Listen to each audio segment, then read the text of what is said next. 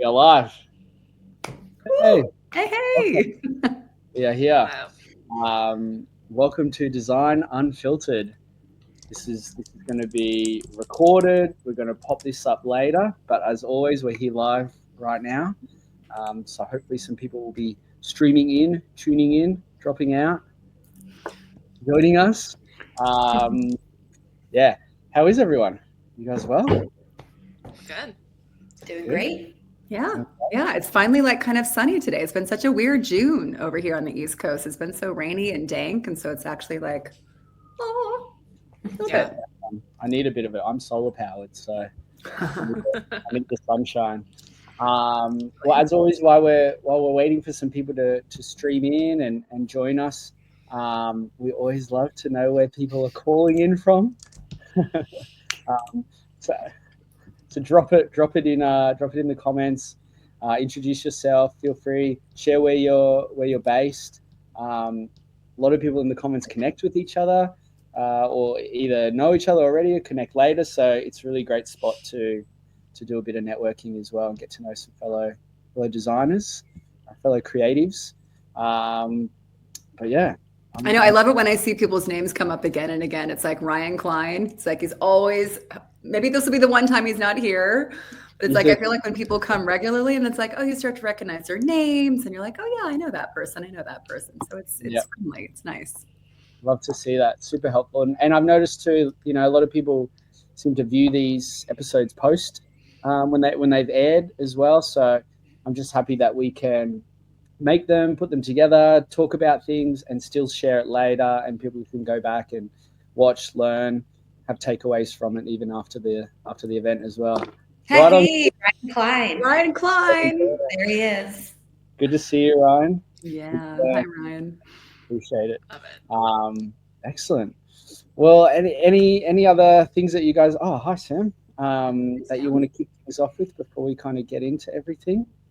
Any other? I know you guys like to sometimes quiz our audience a little bit, or I have a question. okay.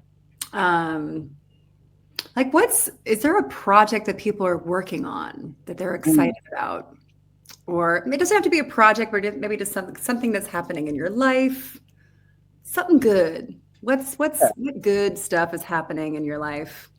What are you working on? Okay, I like that. Yeah. Well, how about while that's going on, and I would love to hear from everyone in our panel here about their project too. But in the interim, I really want to introduce our amazing guest that's joined us this morning, Janine. Thank you for joining us. You're in New York City. Happy to be here. Yes, I'm joining live from Brooklyn. Live from Brooklyn. Amazing. And that is actually where we first met for coffee many moons right ago. down the street. It was. About 5 blocks down the street. I love that. I reached out to you and wanted to meet you at that time, and then obviously wanted to keep in touch. And am so grateful that you're able to join us today, because you have a deep background in working with talent, specifically with creative and design talent. Yep. You've worked in creative agencies and spent some of your earlier career in those spaces, but you also spent more of your later career, the last few years, in-house at some really interesting companies, Meta, Levi's, Duolingo, I think, all pretty reputable companies. Most people might have heard a thing or two about. And I would say all companies that are definitely known in one way or another for design. Yeah. And yourself as a talent leader, internally at those companies, part of your role is to find, vet, communicate, attract, hire great designers. So I'm eager to hear more about that, but hopefully that is a great opportunity for anyone that's tuning in to have questions for you or to understand more about what goes on the inside. I know in many cases people think it's a bit of a black hole when they apply to a job or what happens, but you can peel back that curtain in many ways for us today, I think, and share a bit more about that. And I think for any designer, knowledge is power when it comes to the application process and navigating, finding the role or anything like that. So the more that you know, the more you can tailor and tweak and everything like that. So, especially now in this market, I think there hasn't been, I don't know if there's been another market where you've had to be more prepared and more informed going into your job search than right now. That's a really, really great point. Well, on that, did you guys want to share anything that you're working on, any of your projects? Coming back to your question, Joanne, what are you working on right now that you're excited about? Oh, well, you know me. I'm a broken record, but it will stop after Friday the 20th. I'm working on my George Michael show, which I'm going to do next Friday in the city. And we just pinned down a really fun surprise for the encore. So I'm not gonna blow the surprise and say now, but I'm really excited about it. And this is the first time I've ever sung with the backup singer. So I'm really excited about that. Yeah. Nice. Yeah. Clicks in the background too. Little snaps. Yeah. Yes. Snaps. Yeah. All right. Oh yeah. Cool. Little harmonies. How about yourself, Erica? What are you excited about working on, chipping away at? I mean, honestly, we're doing an in-person event in a couple of weeks in July, and I'm moderating it, so I'm panicking a little bit, but I am working really hard behind the scenes on, like, we have some amazing panelists and questions and all of the logistics there. So that's kind of where my head is right now. And you're going to be great, Erica. You're like such a great hostess with the mostest, and you're so great at building community. It's going to be so fun. Thank you. Thank you. Yeah.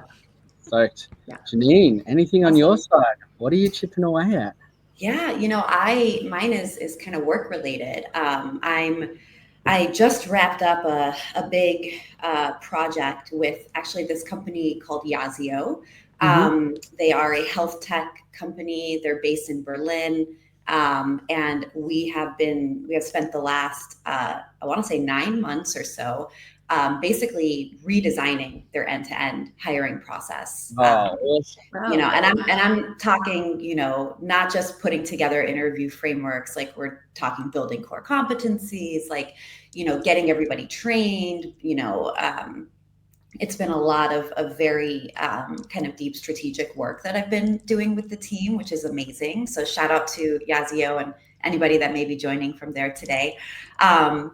We just launched it. And so I'm excited to kind of see what the feedback looks like and just kind of work towards optimizing and helping them, hopefully double in size in the next year. So it's amazing. I love to hear that. Obviously having a great hiring process is going to be key to all of that as well. Very curious to hear a bit more about that. Well, for myself, side projects wise, or anything that's driving me, I'm actually going out on a trip tomorrow. I leave for 10 days, so very excited about taking a little summer holiday of sorts. But other than that, it's been a mad rush of the usual work that I do with recruitment. But as you can see, I have a few drums around me too. I've been a drummer for a long time, but I actually run a whole drum company and drum business in Australia as well. So there's been a mad rush to get a lot of that stuff sorted in the last couple of days as well. A lot of drums heading to Australia. I got boxes heading down there, and all sorts of things going on. So I'm always splitting my time between designing, recruiting, and drums. It's amazing. I feel like you're always full of surprises, Jared. Oh, thanks. Yeah. Jared, are you still it's like playing? The perfect. Oh, sorry. What? Oh, are you playing like in a band now? Or? Yeah, I play in a band. I just recorded an album the other week too, which was pretty fun. Casual. Cool. I love that. Nice. In Greenpoint, in Brooklyn. First time I've recorded in Brooklyn, so it was a good experience too. Amazing. I was going to say drums is such a great side gig to have, because I always wanted to play drums when I was little, but I was like, oh no, it's not feminine enough, which was so stupid. I really wish I had done it. It's so dumb. But it seems like the best place is to get out your aggressions, or just to be physical, kind of gets you out of your head and your day job a bit, and just gets you into a different frame.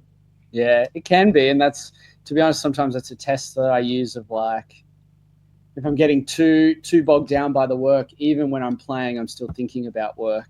And it's like, I got to do something about that. I either need to get better at managing the work or write more challenging drum parts that I need to think about them more.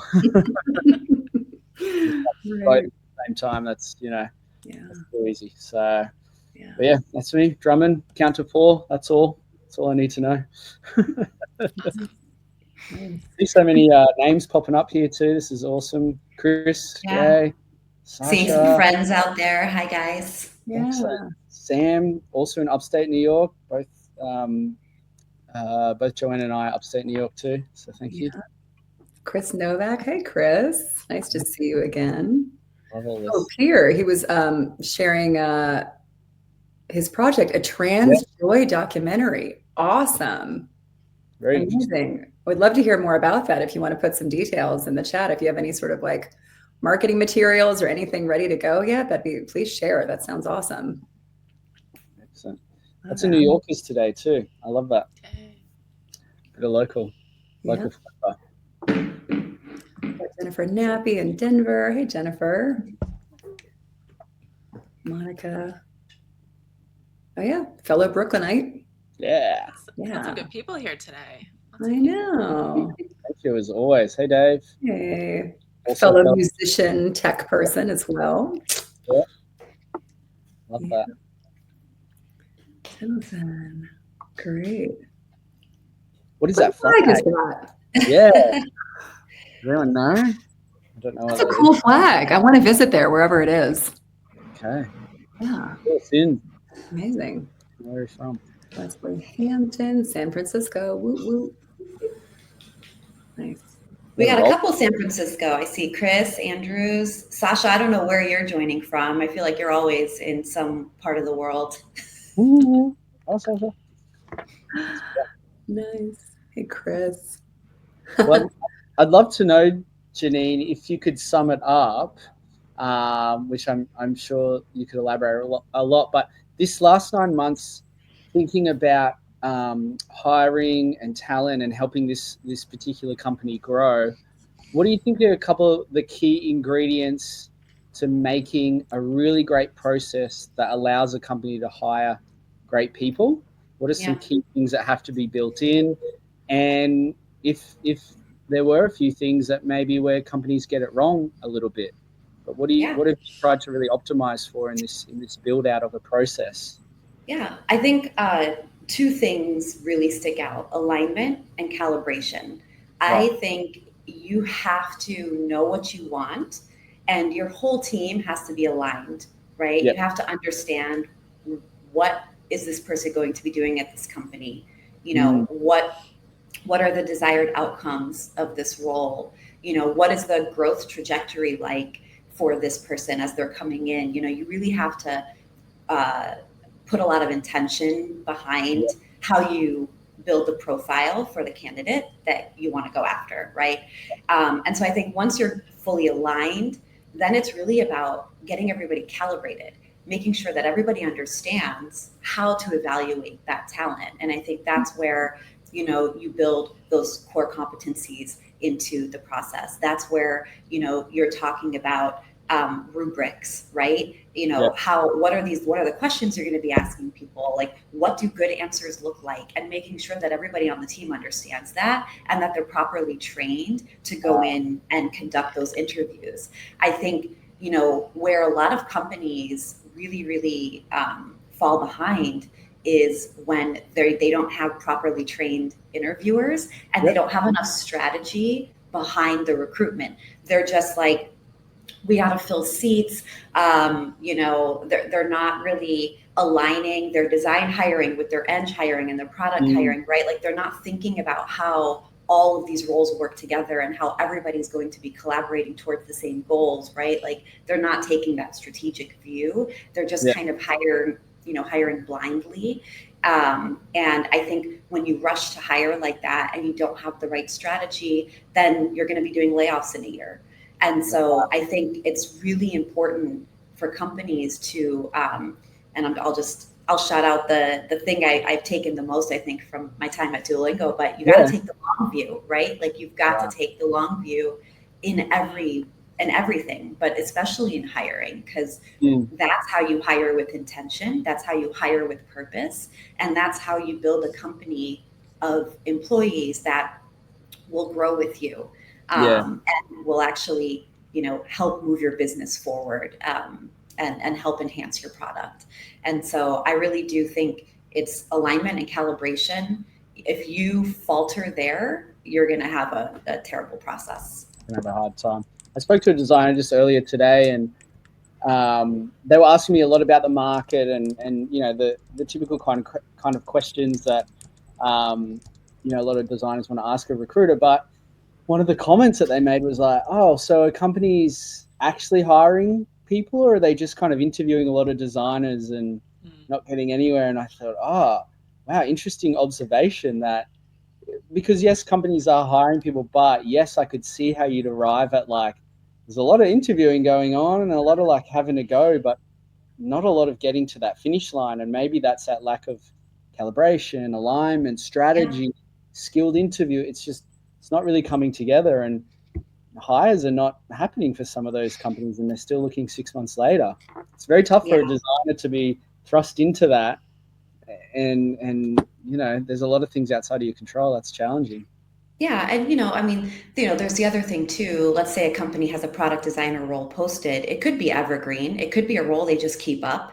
And so maybe they're constantly interviewing, they're building a pipeline.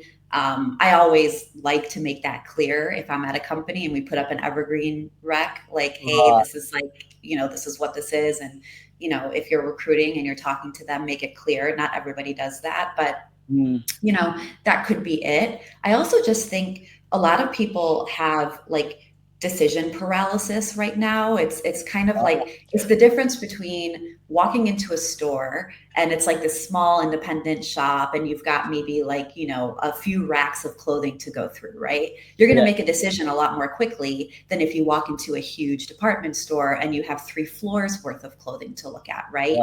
And so I think it's this notion of, we really want to make sure we're doing our due diligence with this highly saturated market.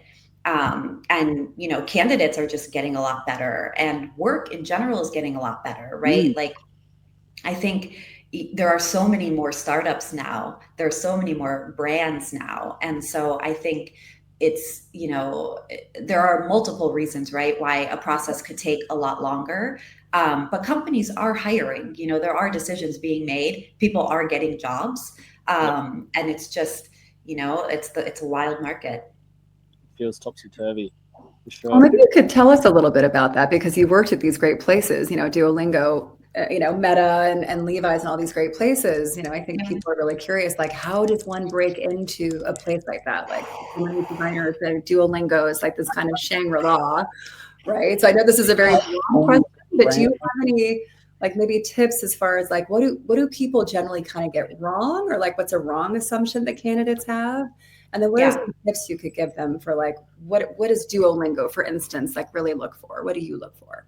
Wow, I don't know how much time we have here, but I could talk about this for hours. So I think what a lot of people get wrong is really it's the portfolio. Like, your portfolio is what is going to get you noticed. And then if you want to take that one step deeper, it's you have to think about what's going to get you noticed and then what's going to get you further along in your interviews, right? Yeah. Like, when I look at a portfolio, I don't want to see a bunch of text on the page. I don't want to see a bunch of wireframes. Like, I don't want to see like, 2 slides of context before I see the output, before I actually see what you made. I want to just see what you made. So I think what a lot of people get tripped up on is they almost give you too much to look at in the portfolio instead of just show me what you made, kind of like go backwards, start from the end.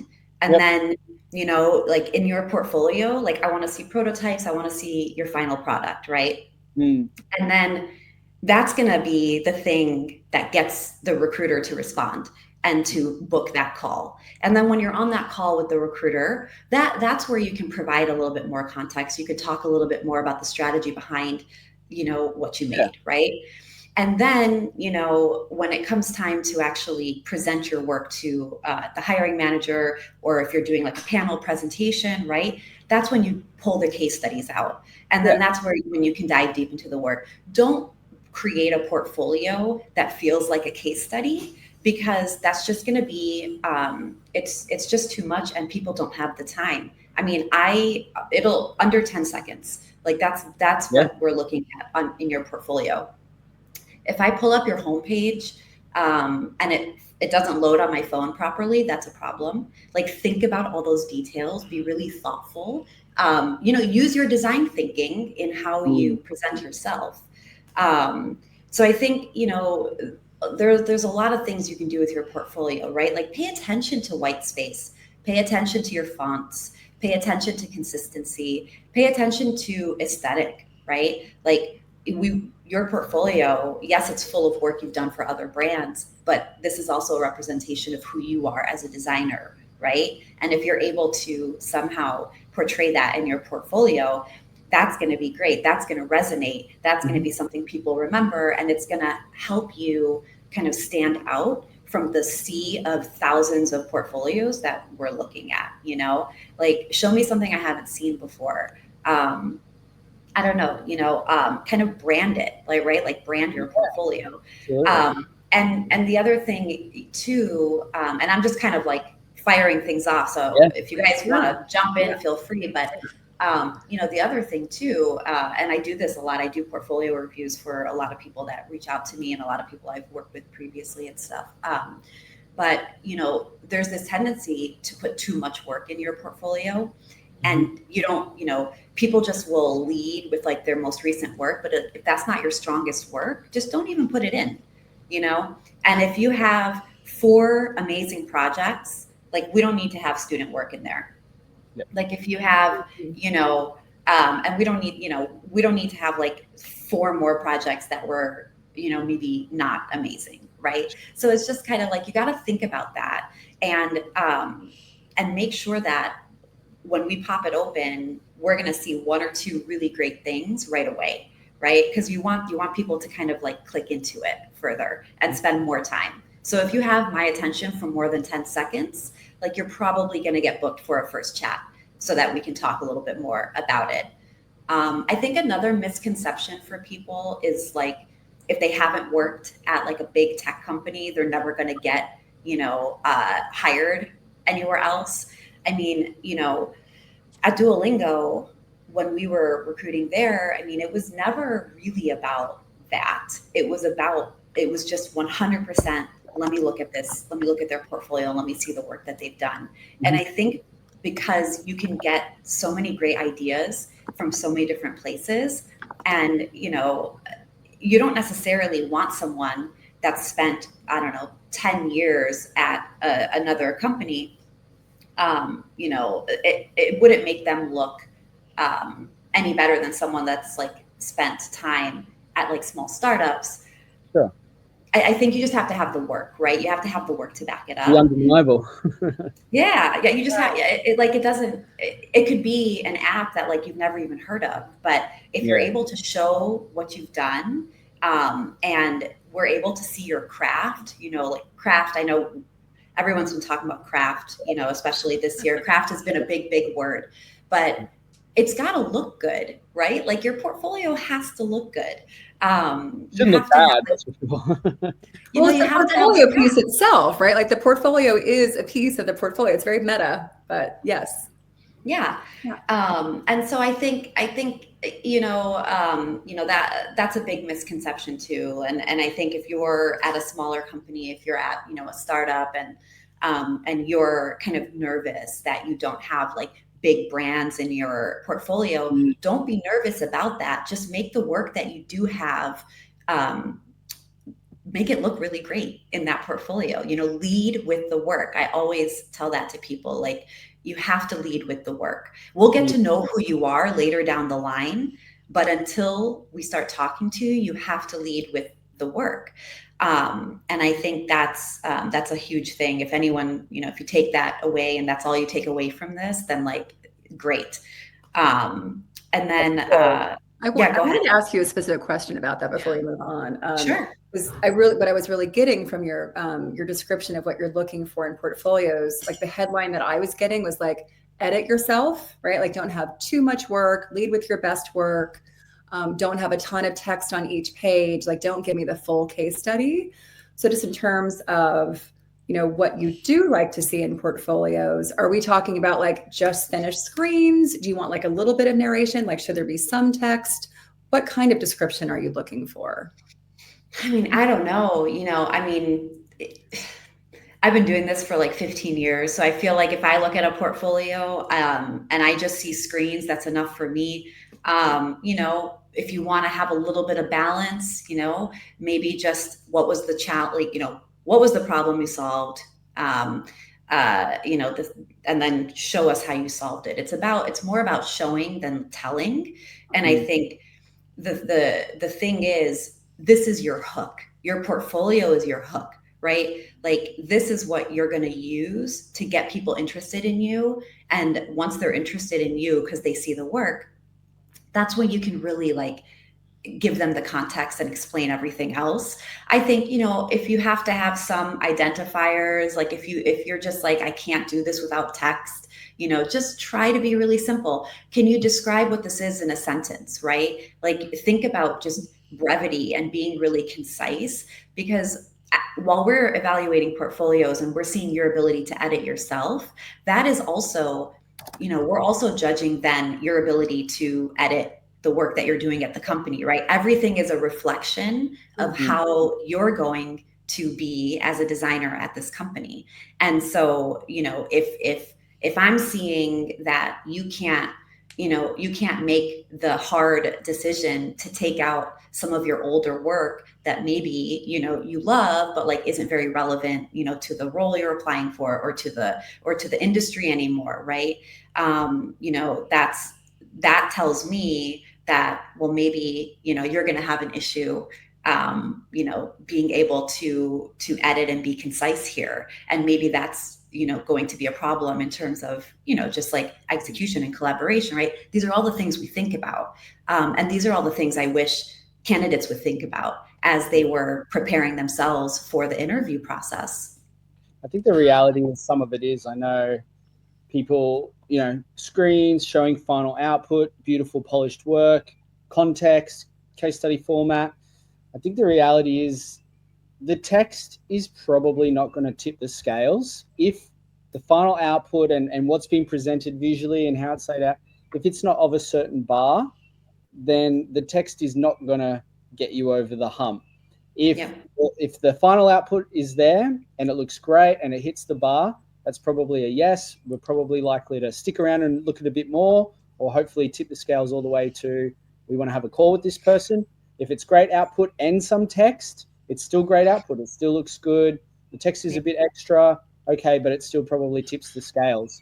But if it's just the text and you're trying to get over that threshold with that, it's probably where it falls down. You can have great text and, as Ryan said, great metrics and things like that. But if the output and the bar of the quality is still not there that's needed for the company, then the metrics aren't necessarily going to matter because it's just, you're not getting the craft signal. Yeah, and metrics do matter, we want to see that. I think, back in the day, you could be a UX designer and you could just be doing wireframes and that could just be your job. And now we have product designers. They are UX, they are UI, they are doing all of it. They are, they are part of the business of building the product. And I think one of the things that a lot of product designers maybe miss or don't understand is that, and I'm just speaking for myself and for companies that I've recruited for, we want to see that you understand what pushes revenue, what drives growth, what increases your daily active users. Do you understand the business behind the work that you're doing and how your work affects that? And so there's this push towards finding people that have a really high bar for craft, and visual design, but also understand the business, and they understand how to work collaboratively with their stakeholders, and with Eng and with product, and how to actually build a product that drives that growth. And when we see that, like when I talk to a candidate and they're able to connect their output to the metrics, and show me the results of what did this do, did this drive user growth, like by how much, that's a candidate that I'm going to move forward. Yeah. Mm-hmm. I want to highlight something here real quick, just on that point. Just Clarissa mentioned it. How do recruiters react to work that's never been launched? It was more of a pitch, but is visually high-level work. I think it's a great signal. Some of my favorite sections on a designer's portfolio is what they might call play or deleted, or bedroom bangers, I called it the other day. Like, I love seeing that stuff. I think it's super. In fact, I have someone moving to like a third round interview at a pretty top company right now, and what got them in that room was this section on their site that was like, this was client work that ultimately they didn't go with, or we pitched, we only made it to a certain stage, it then didn't go further. It's a bit outside of your control, but it looks awesome. It was killer work, and it gave the signal like, wow, that designer does that, like we want to speak to them. So great work is great work sometimes for that signal. Yeah, I mean, I say show it. If the work is good and you're proud, and you've got you've got usable prototypes, and we can kind of play with it a little bit and see what you build. I think anything that shows us how you approach design, what is your thinking behind the work that you do? What's the why, right? Like why did you make decisions? Why did you make these interaction decisions, right? Like why didn't it go through, right? Like what happened? Did the company maybe not get their Series B funding, and so you had to pull back? I don't know. There are a multitude of reasons, right? Like why you would work for a long time. I mean, this would happen at Meta with the team that I was working with. Like sometimes they'd be working for months on something, and then all of a sudden something else was happening with the company, and then they had to shift gears and focus on something else. And, that left a lot of great work, unshipped. And so, they just kind of had to sit on that, but that was great work. And so, if you can still speak to it, right, and you can still show us why you did what you did, what was the problem you were solving, we can still tell how you solved that problem. And I think that will give us the cues that we need to understand, will you be able to be successful here at this company? It's a great starting point. Yeah. Does this, like, how do you feel, I guess, about, does everyone's portfolio need to be a website, or can it be a PDF or a Figma? Because, it could go both ways.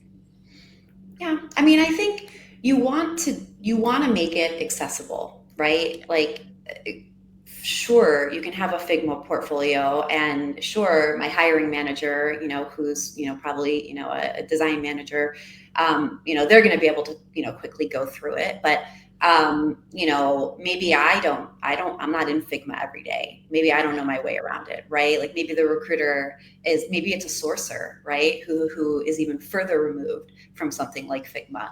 I think, I know that, people have been trying to find really interesting ways to put your portfolio together. I think go with the basics, and just focus more on the work that you're putting in there. One of the biggest things that is a red flag to me is when you have a site that's not mobile friendly, because more than half of us are probably going through portfolios on our phones. So I would say have a website, have it be mobile friendly. If you can't have a website for whatever reason, I also recognize that, websites cost money, and sometimes, you just can't have that access. Go ahead and put it in a PDF, but if it's in a PDF, recognize, it just might not work the way you want it to work, right? Like if you've got a bunch of prototypes in there, like, are they clickable? Is it gonna is it going to, be the kind of thing that like really captivates you visually? Like you have to think about that stuff. And I think, it is important if you're going to pick something to invest in for the search, like invest in a good site, build a good site, make it work on mobile. And that should be, that should be plenty. Yeah. I often feel like if people send me a presentation style, if they send me like a PDF, and just to be clear, on the Figma side, there's kind of two different formats you can get with Figma. There's like that kind of zoom in, zoom out thing that you were talking about, and that drives me crazy too. Like I really don't like to look at stuff that way. But there's also the presentation mode, which is like actually like, you can click through the slides kind of like a keynote. But I feel like PDFs and the Figma presentation, I feel like there's pros and cons to them. Right? Like I feel like with the PDFs and the Figmas, you can change them. So you can actually change the order of them for different clients you might be interviewing for. So if you want to show your e-commerce work first for an e-commerce company, super easy to just like zhuzh it, or put your enterprise B2B stuff up first if that's the kind of job that you're going for. But the downside is that, in a website, you can just kind of click on whatever project you want. Like you have more control as the user, like the hiring manager, the recruiter. So you can kind of choose your own adventure as opposed to like having to go through a certain sequence to see all the work, right? So there's pros and cons. Yeah. I mean, and that just like brings me to another don't make me go through 5 clicks to like get to the project I want and then find my way back to the home screen. And that matters, right? Like we just don't have a ton of time to spend. And so it's like, you just want to make it as user friendly as possible. And you just want to think, is this person going to be able to, is this the best way to present my work, right? Like you kind of have to put yourself, you have to use that empathy, right? That you use as a designer. You have to think about it in, if a normal person is just, if my sister or like my brother or whatever is like looking at my portfolio, right? Like, can they find their way around? Yeah. So I want to take this just in terms of like the timeline of the recruitment process. We've talked about like how to get in, like how to get noticed, how to get that first round interview. What kinds of skills, like how does it shift? Like as the candidate goes through the interview process, now what kinds of things are you looking for? Because now you have a good sense of their craft and the way they put things together. But what kinds of signals can people be giving you that you're like, oh, this is somebody who's going to work really well here?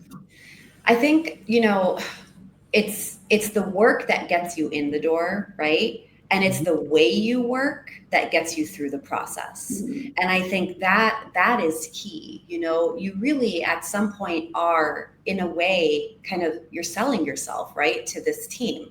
This is a team, they all work together. They're very collaborative and they want to make sure that, you're going to be able to collaborate at their level.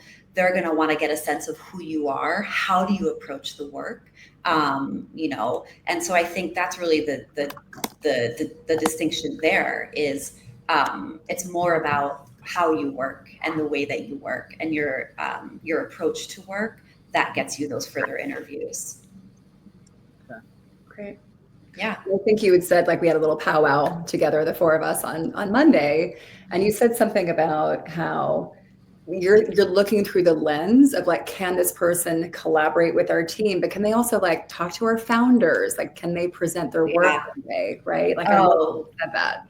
Yeah. And I also think, that's when you start thinking about things like confidence. That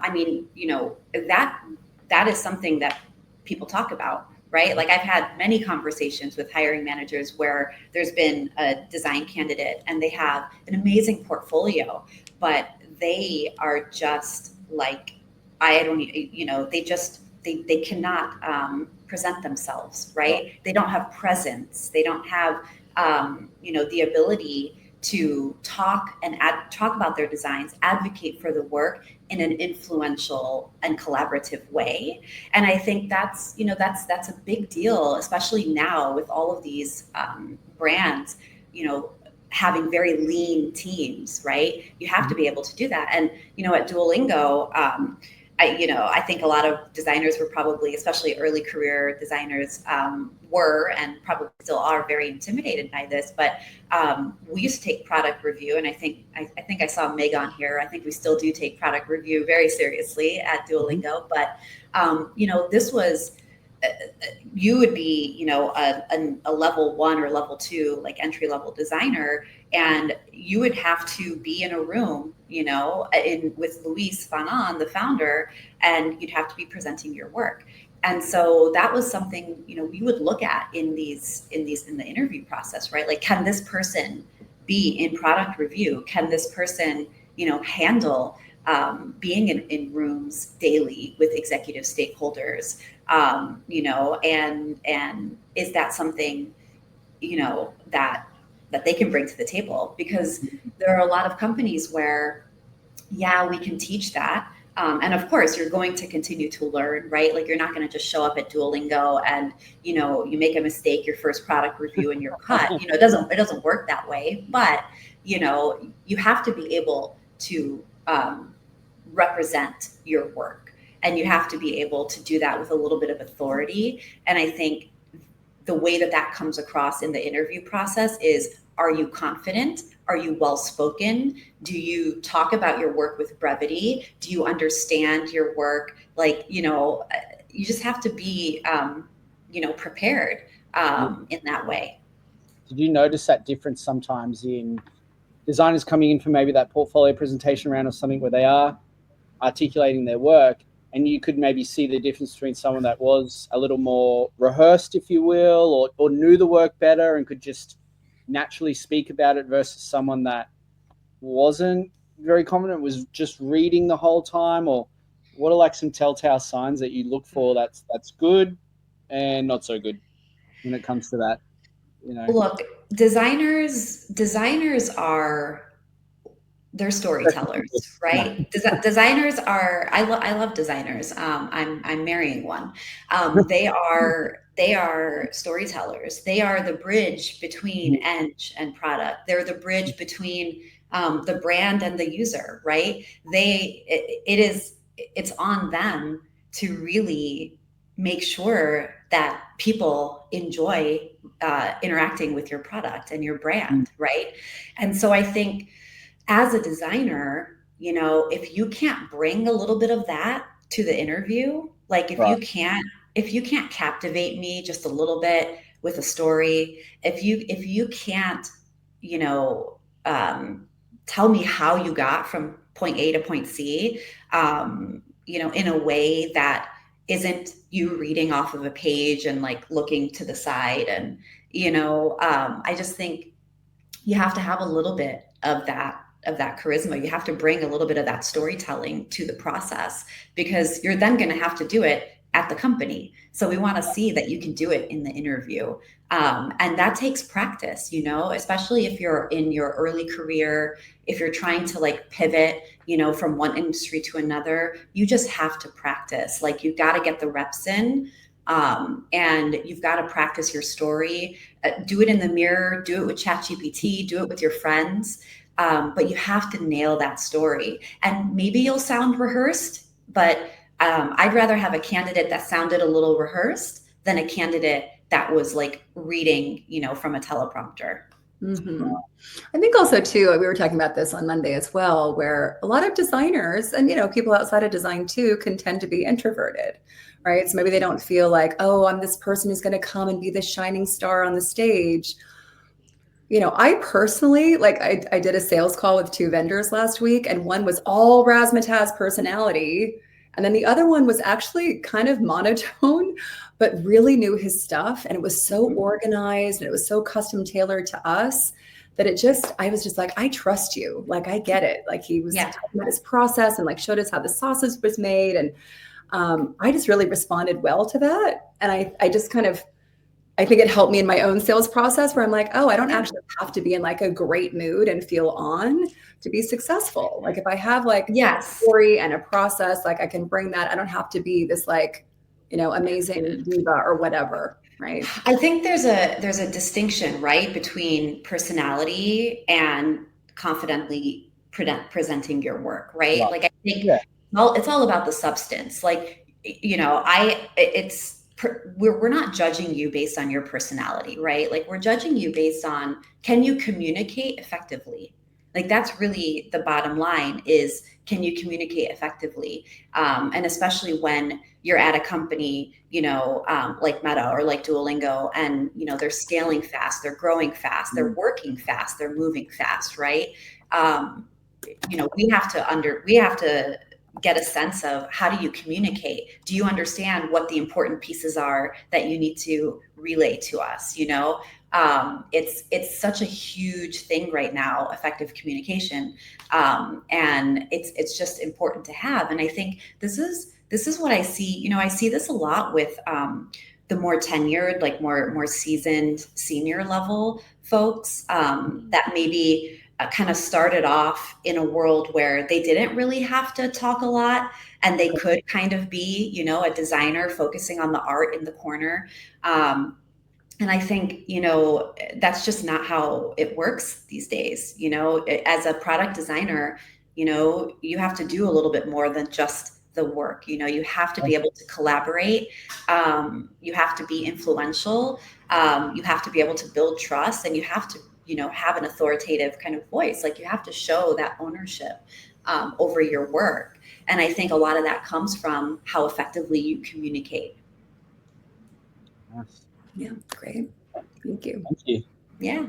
I feel like we talked a lot about like how challenging it is to get through some of this, but you must have a lot of success stories from you know, even your recent time at Duolingo, of designers jumping through these hoops, getting these roles. I saw in the comments earlier, both Mig and Chris over at Notion talking about hires that came from non-shiny companies as well, like non-big names, like a lot of success stories at Duolingo. You know, they obviously hired a lot at the time while you were there as well. So a lot of designers make it through. It's not all, you know, reasons why you won't make it through. There's a lot that you know, do end up with job offers, and, you know, are still probably doing well in the team now.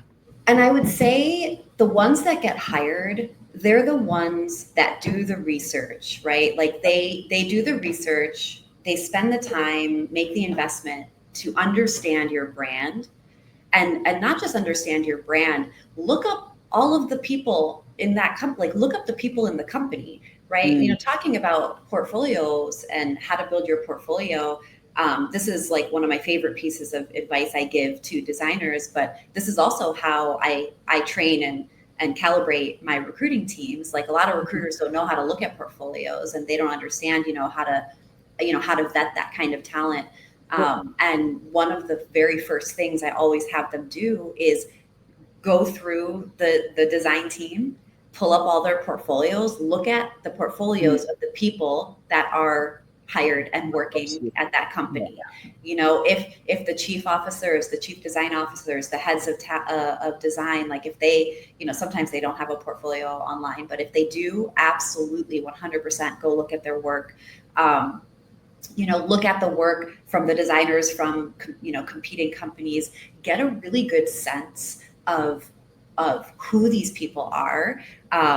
Read the blogs, right? Like, go beyond just the careers page on the site, you know, and understand, just understand what is important to the company. So, you know, for example, you know, and I'll just bring up a Levi's example, because it's like really easy, but we would see tons of amazing designers. And at Levi's, I hired all design, but including apparel design.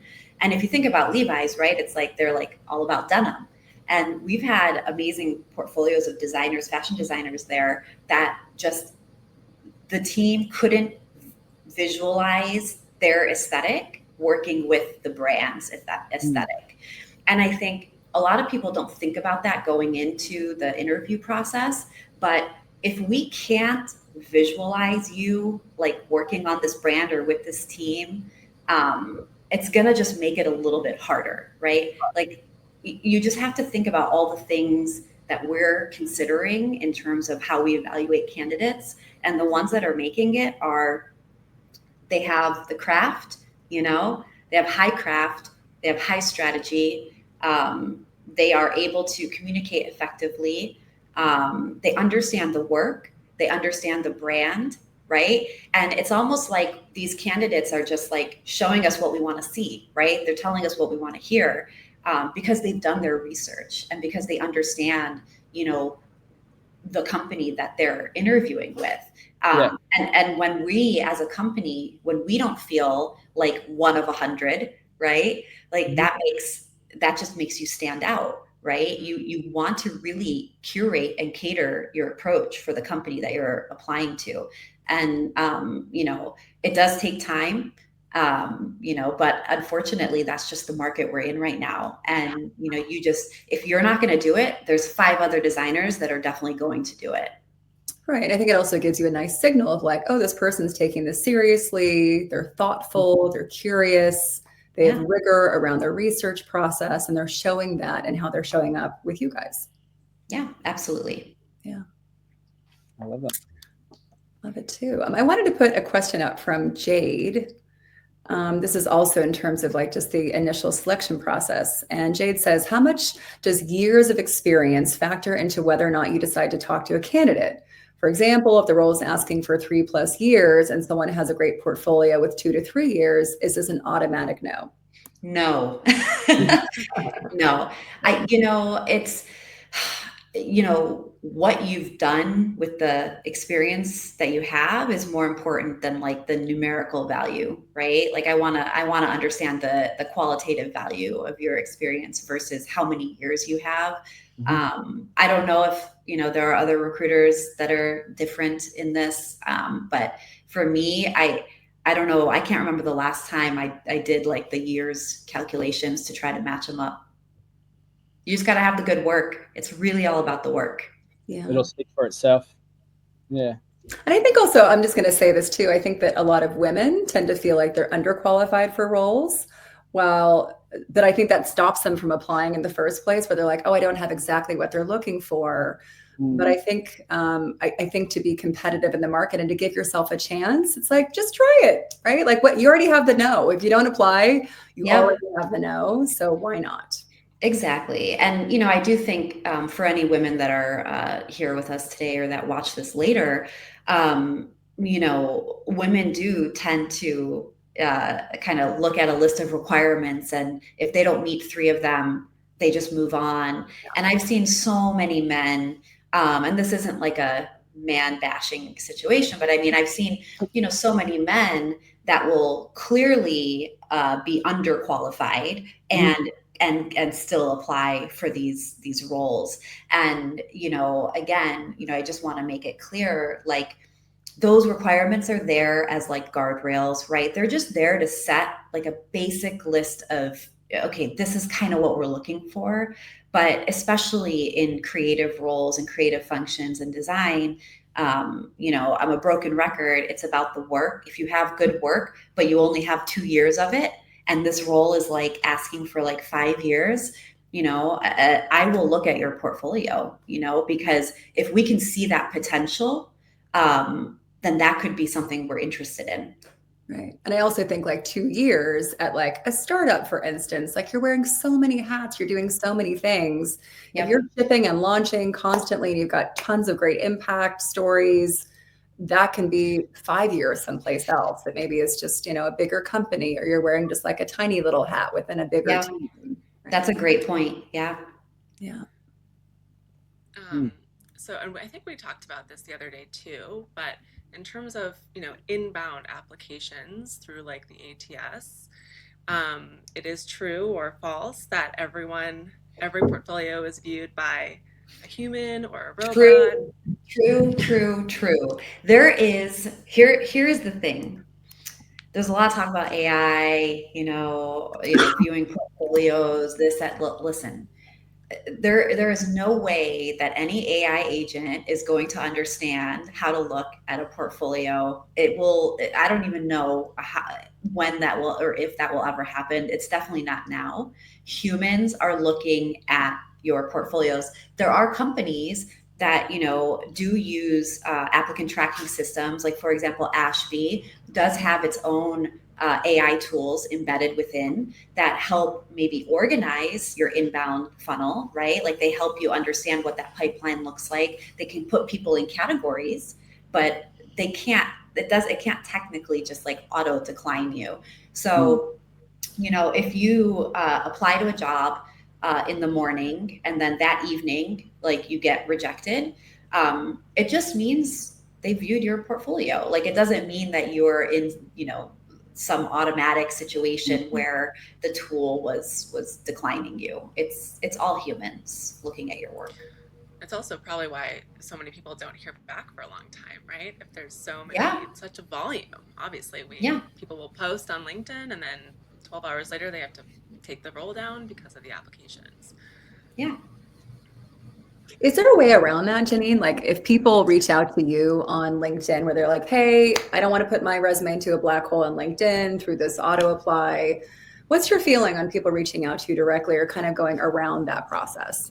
Put it in the black hole first and then reach out. Just go ahead and apply, get it in there. Listen, like if you're, within the first 200 or so, like chances are you'll get eyes on your portfolio. If you apply and there's already 1,000 people ahead of you, we might find amazing candidates within that first bucket, and then we move forward, right?